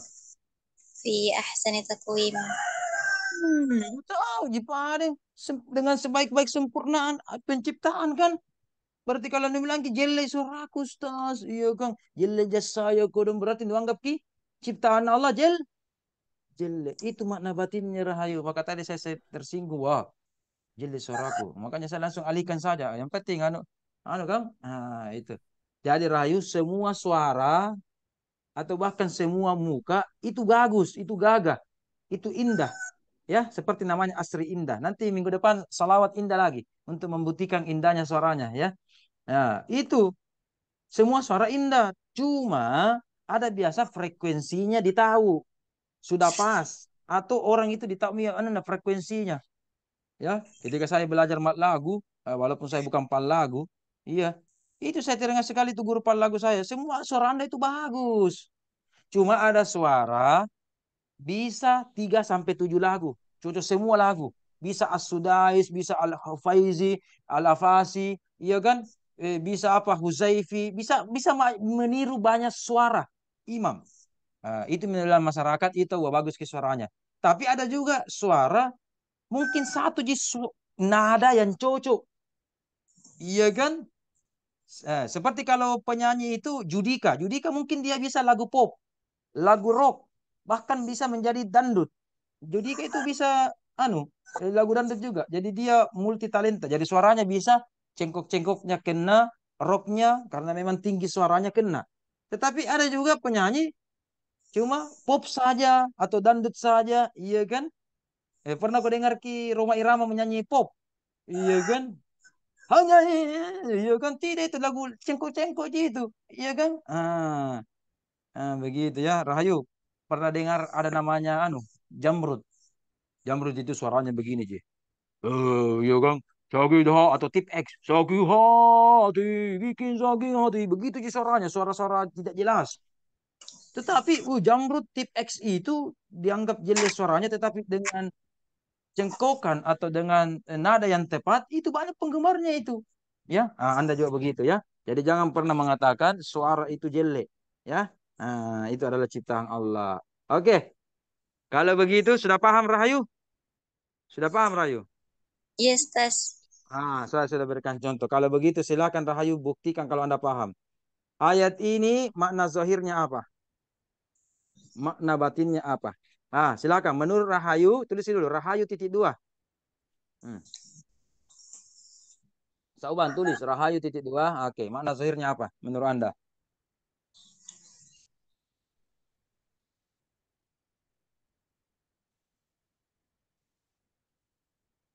Tek. Sekarang STQ model-model bel. Tek, habis, batal. Oke, siapa yang bisa makna zahirnya? Oke, tulis itu titik dua, pas. Bel, kena bel itu. Siapa bisa makna zahirnya ini ayat dan makna batinnya? Oh, Hadi. Tidak malu-malu ku itu. Banyaknya jurusan tafsir di sini, jurusan bahasa. Dokter yang jelaskan. Luar biasa. Coba. Tulis itu Hadi titik dua. Apa Hadi? Kalau yang mana zahirnya Ustaz, jelas di situ tertulis fakhla na'laika, lepaslah kedua sendalmu. Itu mana zahir. Lepaslah kedua terompamu. Tambahkan ya, saya tambahkan ya. Lepaslah kedua sendalmu bisa sebelum masuk ke masjid ya. Misalkan sebelum masuk masjid. Karena lembah suci atau tempat suci kan salah satunya adalah masjid ya. Makanya walaupun sendal kita sekarang kan biar sendal-sendal itu saya lihat ada harga 1,5 2 juta, bahkan mahal-mahal lagi sendal ya. Atau bahkan kalau ada sendal 50 juta, biar mahalnya sendal kita boleh tidak masuk ke masjid. Ya kan? Begitu pula songkok, biar harganya songkok 5.000 tapi dia bisa masuk ke masjid. Ya kan? Oke. Lepaskanlah kedua sendalmu sebelum masuk ke masjid. Saya tambahkan. Betul. Ya. Itu mana zahirnya itu. Makanya kita itu beda dengan masuk gereja. Tulis gitu cepat sobang. Lepas sendalmu sebelum masuk masjid. Iya kan? Oke. Berarti apa makna batinnya Hadi? Belum selesai Hadi. Berarti apa makna batinnya? Mana batinnya Ustaz? Berarti lepaskanlah kan di sini dua sendal. Berarti ini sendal dia makna yang batin. Berarti maksudnya sendal yang pertama itu alam dunia keuntungan dunia. sendal yang satu lagi keuntungan akhirat. Jadi tinggalkanlah keuntungan dunia dan Berarti keuntungan akhirat. tinggalkanlah dunia dan akhirat. Gimana makin paling Dalam kalau bukan dunia akhirat? artian Tulis Ustaz, saja. tinggalkanlah. Tulis saja. Tulis cepat so Ya. bang. Apa dia bilang Hadi? Bisa bang. Tulis cepat. Benar atau salah sebentar pilih bahas gitu. Tulis bisa aja. Tinggalkanlah keuntungan dunia dan keuntungan akhirat. Ya. Jadi kalau ditinggalkan nih, apa Jadi yang dia harapkan dalam berita? cuma mengharap saja mengharap ridho Allah saja Ustaz. Apa hubungannya dengan sebelum masuk masjid atau lembah suci? Aduh. Oke, sendal itu keuntungan dunia akhirat. Kalau lembah suci, apa itu? Ridho Allah begitu. Oke, satu penafsiran. Oke. Yang lain bagaimana? Sudah cukup? Masih mau tambah-tambah? Jabal atau Hasan mungkin? Atau Alimin? Atau Asri Elusi juga mungkin bisa berkomentar. Uswah, Aras, Sauban sendiri kalau mau. Tahir. Ustaz. Kang, siapa itu? Siapa itu bilang Ustaz itu? Ustaz. Silakan. Iya, ya langsung saja. Kan makna zahir kan sudah jelas di situ. Adapun makna batinnya, ya fakhla'na alaik, itu kan sandal itu adalah sesuatu yang melekat pada diri kita. Nah, makna batinnya adalah maka lepaskanlah segala macam kesombongan, keangkuhan yang ada pada diri kita sebelum masuk ke lembah suci, termasuk masjid itu. Jangan lagi artikan masjid. Kalau masjid berarti tetap Jumatan Zohir. Iya kan? Namanya iya. Harus konsisten. Kalau mana batin semua. Jangan kasih campur 50-50. Sebagian batin, sebagian zohir. Itu metodologi berpikir itu. Sebelum apa? Sebelum masuk apa? Sebelum masuk kubur. Masuk surga. Masuk apa? Masuk ke rumahku.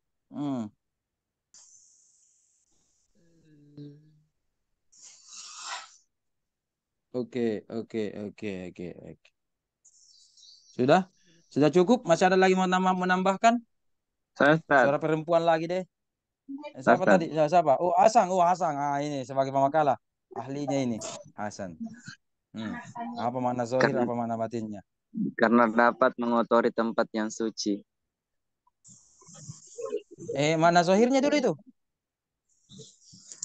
Langsung batinnya, Ustaz. Oh, batin langsung. Batin ya? Tulis ke Bang. Yes, ulangi apa yang bilang tadi?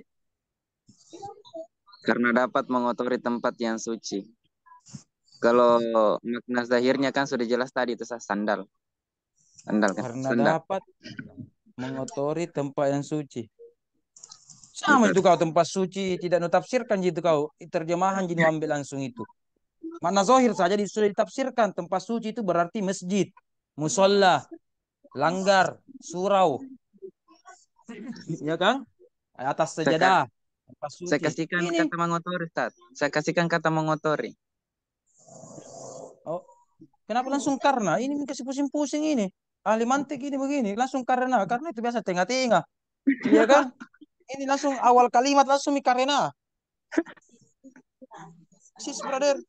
Kasih pusing-pusing itu makalah. Nah, cori-cori itu kenapa kata-kata karena atau kata dan di awal kalimat, awal paragraf. Ini langsung ini. Karena dapat mengotori tempat yang sunyi.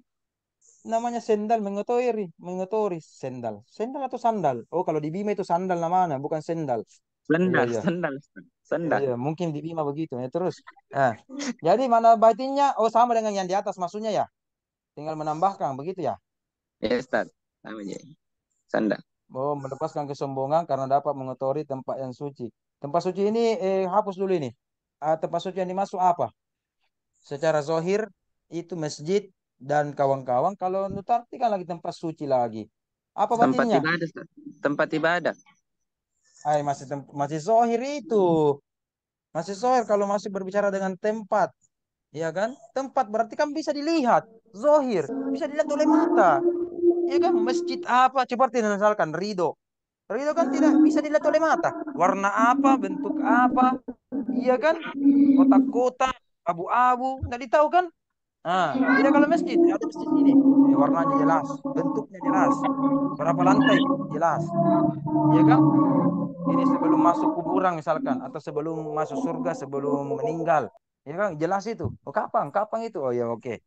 Ya. Tapi kalau ini tempat yang suci, itu belum jelas. Itu masih nuansa zohir itu, ya. Nanti diperbaiki lagi. Jawabannya begini. Jawabannya begini. Coba. Oke. Makna zohir yang pertama ini berbicara tentang kisah. Oke. Kisah Nabi Musa. Oke. Nabi Musa di hadapan Allah dia mana? Di lembah Bukit Wah, Bukit Tursinai. Ya. Oke. Itu mana zohirnya. Mana batinnya ini adalah tuntunan kita bagaimana seorang hamba bisa takarrub kepada Allah. Langsung berhadapan dengan Allah. Iya, ini Bertakarrub. kan berbicara langsung di hadapan Allah. Berarti dekat dengan Allah, bertakarrub. Oke, itu makna anunya dulu, tipis-tipisnya dulu itu. Jadi kalau Nabi Musa dipanggil oleh Allah, kita juga kalau mau dipanggil atau menghadap kepada Allah, liyakini bagaimana tuntunannya PDKT takarrub beribadah yang sebenarnya di hadapan Allah. Yang pertama, mana zahirnya? Betul. Lepaskan kedua sandal itu sebelum kita sholat misalkan di atas sajadah, ya kan? Kecuali sholat-sholat tertentu seperti masul khufain itu, sholatnya tentara itu, ya tetap misalkan di lapangan di mana di atas sajadahnya ketika nuansa perang atau apa, bisalah sambil pakai ya, itu pengecualian ya. Ada namanya masul khufain. Bahkan wudhunya juga itu khusus ya. Tetapi secara umum dalam keadaan normal ya, walaupun bagaimana mahalnya bahkan 1 M itu sepatu kita, sandal kita, maka sebelum masuk masjid kita harus apa? Lepaskan ya. Oke. Mana batinnya? Betul. Kita bisa lepaskan apa? Kedua kotoran yang ada dalam diri kita. Minimal 2, nafsu dan dunia. Ya. Lepaskan unsur-unsur nafsu atau hewani. Jadi banyak pendapat ulama ini ada mengatakan hewani unsur binatang kita, iya kan? Contoh, orang yang tidak mau mendengar itu kan seperti binatang, seperti kambing kan disuruh ke sini, liar ke sini. Iya kan? Ayam nggak mau ditangkap, tidak mau mendengar, iya kan? Itu kan ada manusia itu ada sifat-sifat binatangnya. Makanya apa itu Hasan manusia al insanu hayawanun apa? Al insanu Natik. hayawanun natik kita kan. Natik. Iya, iya kan? Itu hewan yang bermantik. Ini apalagi ini pelacur mantiknya ini pasti tahu itu. Iya kan? Ahli mantik. Iya, berbicara, ahli mantik, berlogika, berpikir. Oke. Kalau begitu, manusia itu sebelum bertakarrub kepada Allah, lepaskan dulu sifat binatangnya. Oke, apalagi sifat cinta dunianya, sifat egoisnya dan sebagainya. Oke, sebelum apa? Sebelum berada di hadapan Allah, tempat yang suci, misalkan dia ketika sholat bermi'raj, bermi'raj kepada Allah. Atau lembah yang suci bisa diartikan dengan kolbu. Iya kan? Kolbu itu adalah tempat yang paling suci. Kolbu. Ya. Tapi sekaligus sebagai tempat yang paling sensitif. Ya. Apalagi batin itu ya. Batin itu nuansa kalbu itu kalau batin orang. Pendekatan itu tadi kita bilang ya. Birra'yi itu dengan akal. Kalau bil isyari itu nuansa kalbu. Nuansa kalbu. Jadi istilahnya hati ini ketika ingin menyembah Allah berinteraksi. Hati ini nanti berinteraksi dengan Allah. Beda kalau Nabi Musa. Nabi Musa itu mungkin dengan lisannya langsung berinteraksi dengan Allah. Ya, Nabi Muhammad juga bisa begitu dan sebagainya. Kalau kita, kalaupun tidak sanggup begitu, minimal kita berinteraksi bermunajat dengan Allah dengan hati. Kalau begitu dibutuhkan lembah hati yang suci. Kalau begitu hilangkan dalam hati kita penyakit hati, penyakit apa? Kebinatangan, seke, egois, sombong, betul juga, angku dan sebagainya. Baru menghadap Allah Subhanahu. Baru takbir. Allahu Akbar. Iya kan? Baru takbir Allahu Akbar. Jadi walaupun kita buka sendal, tetapi ternyata ketika sholat, kolbu ini masih kotor, atau istilahnya tidak ikhlas, masih egois, masih angku dan sebagainya, itulah namanya sholatnya mungkin sah, tetapi belum tentu diterima. Saya ulang, sholatnya sah, tapi belum tentu diterima. Ya, tapi ada orang misalkan tentara, karena dia ditugaskan dinas dan sebagainya, dan berwudunya juga masul khufain. Dia mungkin sholat di situ, di atas tanah yang suci, kemudian dia pakai sepatu, tetapi mungkin hatinya ikhlas. Maka walaupun dia tetap pakai sendal, pakai sepatu ketika sholat menghadap kepada Allah, tetapi karena hatinya suci, terhindar dari penyakit-penyakit hati, kalau begitu mungkin tentara yang pakai sendal ini, sepatu ini, diterima sholatnya oleh Allah. Ya kan? Nah, itu. Jadi kolbu itu perkara yang bisa diterima oleh Allah ya. Makanya ingat, ingat ya, kita ini ketika sudah puasa, apa biasa kita dengar ucapkan selain mohon maaf lahir dan batin, minal aizin wal faizin. Taqabbalallahu apa? Taqabbalallahu minna wa min minkum. Lucy, apa artinya itu taqabbalallahu itu, Lucy? Apa artinya itu, Lucy? Taqabbalallahu. Lucy, apa artinya Lucy? Taqabbalallahu. Lucy, apa artinya Lucy?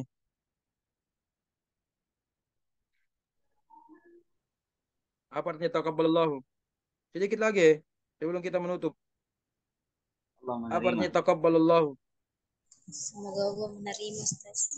Allah telah menerima dari kita. Semoga Allah menerima amal ibadah. Menerima kan? Ah. Betul, betul. Betul. Saya jadi lobet ya.